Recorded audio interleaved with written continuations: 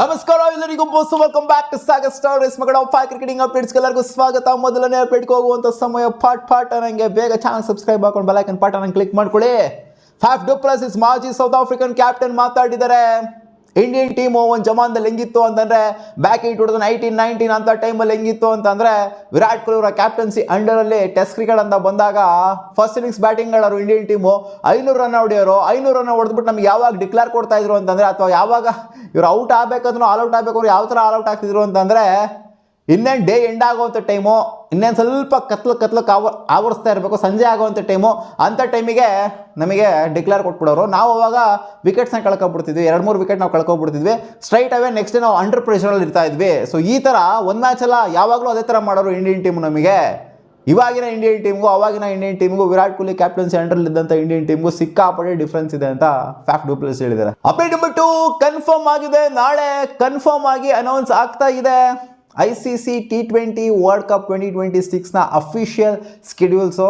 ನಾಳೆ 6:00 ಇದು ಅನೌನ್ಸ್ ಆಗುತ್ತೆ ಅಂತ ಅಪ್ಡೇಟ್ ಅಂತೂ ಸಿಕ್ಕಿದೆ. 25ನೇ ತಾರೀಕು 6:00 ಕಾದು ನೋಡೋಣ ಹೆಂಗಿರುತ್ತೆ ಸ್ಕೆಡ್ಯೂಲ್ ಅಂತ. ಇನ್ನೇನು ವೆನ್ಯೂಸ್ಗಳೆಲ್ಲ ಒಂದು ರೇಂಜಿಗೆ ನಮ್ಗೆ ಅಂದಾಜಲ್ಲಿ ಗೊತ್ತು ಯಾವ ವೆನ್ಯೂಸ್ಗಳನ್ನ ಸೆಲೆಕ್ಟ್ ಮಾಡಲಾಗಿದೆ ಇಂಡಿಯಾದಲ್ಲಿ ಅಂತ. ಜೊತೆಗೆ ಶ್ರೀಲಂಕಾದಲ್ಲೂ ಕೂಡ 1-2 ವೆನ್ಯೂನ ಸೆಲೆಕ್ಟ್ ಮಾಡಲಾಗಿದೆ. ನೋಡೋಣ ಫೈನಲ್ ಸ್ಕೆಡ್ಯೂಲ್ ಯಾವ ಥರ ಇರುತ್ತೆ ಅಂತ. ಅಪ್ಡೇಟ್ ನಂಬರ್ 3 ಮೊಹಮ್ಮದ್ ಕೈಫ್ ಒಂದು ಸ್ಟೇಟ್ಮೆಂಟ್ ಕೊಡ್ತಾರೆ KL ರಾಹುಲ್ ಅವರ ಬಗ್ಗೆ. ನಿನ್ನೆ ಸ್ಕ್ವಾಡ್ ಅನೌನ್ಸ್ಮೆಂಟ್ ಆದ ನಂತರ ಹೌದು ಕರೆಕ್ಟಾಗಿ ಪರ್ಫೆಕ್ಟಾಗೇ ಆಯ್ಕೆ ಮಾಡಿದರೆ ಇವ್ರನ್ನ ಕ್ಯಾಪ್ಟನ್ ಆಗಿ. ಯಾಕಂದರೆ KL ರಾಹುಲ್ಗೆ ಎಕ್ಸ್ಪೀರಿಯನ್ಸ್ ಅನ್ನುವಂಥದ್ದು ODI ಆಗಿರಲಿ T20 ಆಗಿರಲಿ ಎಲ್ಲ ಎಕ್ಸ್ಪೀರಿಯನ್ಸ್ ಇವರೇ ಫಸ್ಟ್ ಬಂದಿದ್ದು. ಇವಾಗ ಆಡ್ತಿರೋಂಥ ಕ್ರಿಕೆಟರ್ಸ್ಗಳು ಎಲ್ಲ ಗಮನಿಸ್ತು ಅಂತಂದರೆ ಖಂಡಿತ ಎಕ್ಸ್ಪೀರಿಯನ್ಸ್ ಅಂತ ಆಸ್ ಅ ಬ್ಯಾಟ್ರ್ ಇವರಿಗೆ ಸಖತ್ತಾಗಿದೆ. ಜೊತೆಗೆ ಕ್ಯಾಪ್ಟನ್ಸಿನೂ ಕೂಡ ಲೀಡ್ ಮಾಡಿದ್ದಾರೆ, ಇಂಟರ್ನ್ಯಾಷನಲ್ ಟೀಮ್ ಲೀಡ್ ಮಾಡಿದ್ದಾರೆ, ಜೊತೆಗೆ IPL ಟೀಮ್ ಕೂಡ ಸುಮಾರು ವರ್ಷ ಲೀಡ್ ಮಾಡಿದ್ದಾರೆ. ಇಲ್ಲಿ ರಿಷಬ್ ಪಂತ್ಗೆ ಇಲ್ಲಿ ಎಕ್ಸ್ಪೀರಿಯನ್ಸ್ ಅಷ್ಟರ ಮಟ್ಟಿಗೆ ODI ಫಾರ್ಮೆಟಲ್ಲಿ KL ರಾಹುಲ್ಗೆ ಇದ್ದಷ್ಟು ಇಲ್ಲ. ಆದ್ದರಿಂದ ಇವರಿಗೆ ಕ್ಯಾಪ್ಟನ್ಸಿ ಕೊಟ್ಟಿರೋದು ಒಂದು ಒಳ್ಳೆ ಆಯ್ಕೆ ರಿಷಬ್ ಪಂತ್ಗೆ ಕ್ಯಾಪ್ಟನ್ಸಿ ಕೊಡೋಕ್ಕಿಂತ ಅಂತ ಹೇಳಿದ್ದಾರೆ. ಆ್ಯಂಡ್ ನಾವು ಕೂಡ ಅದೇ ಹೇಳೋದು, ಯಾಕೆಂದರೆ ಸಿಕ್ಕಾಪಟ್ಟೆ ಎಕ್ಸ್ಪೀರಿಯನ್ಸ್ ಇದೆ KL ರಾಹುಲ್ಗೆ. ಅಪ್ಡೇಟ್ ನಂಬರ್ 4 ಕರುಣ್ ನಾಯರ್ ಅವರು ಟ್ವೀಟ್ ಮೇಲೆ ಟ್ವೀಟ್ ಇಕ್ತಾವ್ರಪ್ಪ. ಸೈಲೆಂಟ್ ಆಗ್ತಿದ್ದಂಗೆ ಟ್ವೀಟ್ನ ಸ್ಟಾರ್ಟ್ ಮಾಡ್ಕೊತಾರೆ Karun Nair. Dear cricket please give me other chance ಅಂತ ಜಮಾನ್ದಲ್ಲಿ ಟ್ವೀಟ್ ಮಾಡಿದ್ರಲ್ಲ. ಚಾನ್ಸ್ ಸಿಕ್ಕಿತ್ತು ಮತ್ತೆ ಅವ್ರಿಗೆ ಇಂಗ್ಲೆಂಡ್ ಸೀರೀಸಲ್ಲಿ ಏನೂ ದಬಾಕೋಕ್ಕಾಗಿಲ್ಲ ಅಂತ ಸೆಲೆಕ್ಟ್ ಮಾಡೋಕ್ಕಾಗಲಿಲ್ಲ, ಇವ್ರನ್ನ ಕೂರಿಸಿದ್ರು. ಸೊ ಇವಾಗ ಒಂದು ಟ್ವೀಟ್ನ ಮಾಡಿದ್ದಾರೆ. Some conditions carry a feel you know by heart. ಏನೋ ಅವ್ರಿಗೆ ಹಾರ್ಟಿಗೆ ಫೀಲ್ ಆಗ್ತಾ ಇದೆಯಂತೆ. And the silence of not being out there adds it own sting ಅಂತ ಹೇಳಿದ್ದಾರೆ. ಅಲ್ಲಿರಬೇಕಾಗಿತ್ತು, ನಾನು ಅಲ್ಲಿಲ್ಲ.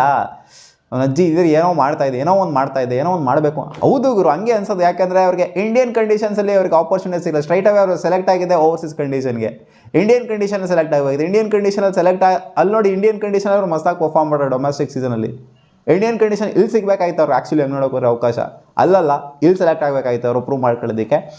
ಅಂದರೆ ಅಲ್ಲಿ ಆಡೋಕ್ಕಾಗಲ್ಲ ಅಂತಲ್ಲ, ಬಟ್ ಇಲ್ಲಿ ಏನಾದ್ರು ಫಸ್ಟ್ ಏನಾದ್ರು ಇಲ್ಲಿ ಚಾನ್ಸ್ ಸಿಕ್ಕಿ ಇಲ್ಲಾದ್ರೂ ಸಾಕಾದ ರನ್ಸ್ ಬಂದಿತ್ತು ಅಂತಂದರೆ ಇದೇ ಅಲ್ಲೂ ಕೂಡ ಕ್ಯಾರಿ ಆಗಿರೋದು. ಬಟ್ ಏನೂ ಮಾಡೋಕ್ಕಾಗಲ್ಲ, ರಾಂಗ್ ಟೈಮಲ್ಲಿ ಸೆಲೆಕ್ಟ್ ಆಗಿದ್ದಾರೆ. ಆ್ಯಂಡ್ ಅವ್ರು ಪ್ರೂವ್ ಕೂಡ ಮಾಡ್ಕೊಳಕ್ಕಾಗಲಿಲ್ಲ. ಇಲ್ಲಿ ಬ್ಲೇಮ್ ಮಾಡೋಕ್ಕಾಗಲ್ಲ, ಇವ್ರದ್ದು ತಪ್ಪು ಅವ್ರದ್ದು ತಪ್ಪು ಅಂತ. ಇವ್ರಿಗೆ ಆಪರ್ಚುನಿಟಿ ಸಿಕ್ಕಾದ್ಮೇಲೆ ಸೆಲೆಕ್ಟರ್ಸ್ನ ಬ್ಲೇಮ್ ಮಾಡೋಕ್ಕಾಗಲ್ಲ. ಇವ್ರಿಗೆ ಆಪರ್ಚುನಿಟಿ ಸಿಕ್ಕಾದ್ಮೇಲೆ ಅದು ಇಂಡಿಯಾದಲ್ಲಾದರೂ ಅಷ್ಟೇ ಓವರ್ಸೀಸಲ್ಲಾದರೂ ಅಷ್ಟೇ ಇವರಿಗೆ ಪ್ರೂವ್ ಮಾಡ್ಕೊಬೇಕಾಗಿದೆ. ಯಾಕಂದರೆ ಕನ್ಸಿಸ್ಟೆಂಟಾಗಿ ಆಪರ್ಚುನಿಟಿ ಅನ್ನೋದು ಅವ್ರಿಗೆ ಆ ಸೀರೀಸಲ್ಲಿ ಸಿಕ್ಕಿತ್ತು. ಏನೂ ಮಾಡೋಕ್ಕಾಗಲ್ಲ ಗುರು. ಕರುಣ್ ನಾಯರ್ ಮತ್ತೆ ರಿಟರ್ನ್ ಆಗೋದು ಯಾಕೋ ಅಸಾಧ್ಯ ಥರನೇ ಕಾಣಿಸ್ತೈತೆ. ಇನ್ನೂ ಒಂದು ಸಾಲಿಡ್ ಡೊಮೆಸ್ಟಿಕ್ ಸೀಸನ್ ಬೇಕು ಅವ್ರಿಗೆ, 1000 ರನ್ಸ್ ಹೊಡಿಬೇಕು ಮತ್ತೆ ಅವರು. ಅಪ್ಡೇಟ್ ನಂಬರ್ 5 ಒಂದು ಅಪ್ಡೇಟ್ ಬರ್ತಾ ಇದೆ related to domestic cricket. Syed Mushtaq Ali ಟೂರ್ನಮೆಂಟ್ಗೆ ಕೇರಳ ಪರವಾಗಿ ನಾಯಕತ್ವನ ನಿಭಾಯಿಸೋದಕ್ಕೆ ರೆಡಿ ಆಗ್ತಿದ್ದಾರಂತೆ ಸಂಜು ಸ್ಯಾಮ್ಸನ್. ಸೈಯದ್ ಮುಸ್ತಾಕ್ ಅಲಿ ಇನ್ನೇನು ಸ್ವಲ್ಪ ದಿನದಲ್ಲೇ ಬರೋದಿದೆ, ಅದಕ್ಕೆ ಅವ್ರಿಗೆ ಕ್ಯಾಪ್ಟನ್ಸಿ ಕೊಡ್ತಾರೆ. ನೋಡಿ ಇಲ್ಲಿ ಹೆಂಗಿದೆ ಅಂತ. CSK ಅವರು ಇವ್ರನ್ನ 18 ಕೋಟಿ ಕೊಟ್ಬಿಟ್ಟು ತೊಗೊಂಬಂದ್ರು. ಇಲ್ಲಿ ಕ್ಯಾಪ್ಟನ್ಸಿ ಕೊಡ್ತಾರೆ ಅಂತ ಎಕ್ಸ್ಪೆಕ್ಟೇಷನ್ ನಾವಿದ್ವಿ, ಬಟ್ ಎಕ್ಸ್ಪೆಕ್ಟೇಷನ್ನು ಇಲ್ಲಿ ಉಲ್ಟಾ ಆಯಿತು. ಕ್ಯಾಪ್ಟನ್ಸಿ ಕೊಡಲ್ಲ, ಋತುರಾಜ್ ಗಾಯಕ್ವಾಡ್ನ ಕ್ಯಾಪ್ಟನ್ ಆಗಿ ಮತ್ತೆ ಅನೌನ್ಸ್ ಮಾಡಿದ್ರು. ಇಲ್ಲಿ ಏನಕ್ಕೆ ಇವ್ರು ಕ್ಯಾಪ್ಟನ್ಸಿ ನಿಭಾಯಿಸಿದ್ರೆ ಗುರು, ಇಲ್ಲಿ ಇಂಡಿಯನ್ ಟೀಮಲ್ಲೂ ಕ್ಯಾಪ್ಟನ್ಸಿ ಹೇಗಿದ್ರು ಸಿಗಲ್ಲ, ಇಲ್ಲಿ IPL ಅಲ್ಲೂ ಸಿಗಲ್ಲ. ಆದ್ಮೇಲೆ ಇನ್ನೇನು ಕ್ಯಾಪ್ಟನ್ಸಿ ಇವರಿಗೆ ಅಂತ ಕೇಳಿದ್ರೆ ಇನ್ನೇನಪ್ಪ ಅಲ್ಲಿ ಋತುರಾಜ್ ಗಾಯಕ್ವಾಡ್ ಇಲ್ವಾ, ಅಲ್ಲಿ ಇಂಜುರಿ ಇರಾಕಿ ಯಾವಾಗ ಇಂಜುರಿ ಆಗಲ್ವಾ ಋತುರಾಜ್ ಗಾಯಕ್ವಾಡ್ಗೆ, ಯಾವಾಗ ಇವ್ರಿಗೆ ಇಂಜುರಿ ಆಗುತ್ತೆ, ಇವ್ರು ಬಂದು ಮತ್ತೆ ಕ್ಯಾಪ್ಟನ್ಸಿ ನಿಭಾಯಿಸ್ತಾರಲ್ಲ ಈ CSKಗೆ. ಅದಕ್ಕೋಸ್ಕರ ಇಲ್ಲಿ ಕ್ಯಾಪ್ಟನ್ಸಿ ಟ್ರೈನಿಂಗ್ನ ತಗೊಂತಾ ಇದ್ರೆ. ಏನು ಟ್ರೈನಿಂಗ್ ತಗೋಬೇಕಾದ್ರೆ ಸಂಜು ಸ್ಯಾಮ್ಸನು ಇಷ್ಟು ವರ್ಷ IPL ಕ್ಯಾಪ್ಟನ್ ಆಗಿದ್ದಾರೆ ಅಲ್ಲಿ ರಾಜಸ್ಥಾನ್ ರಾಯಲ್ಸ್ಗೆ.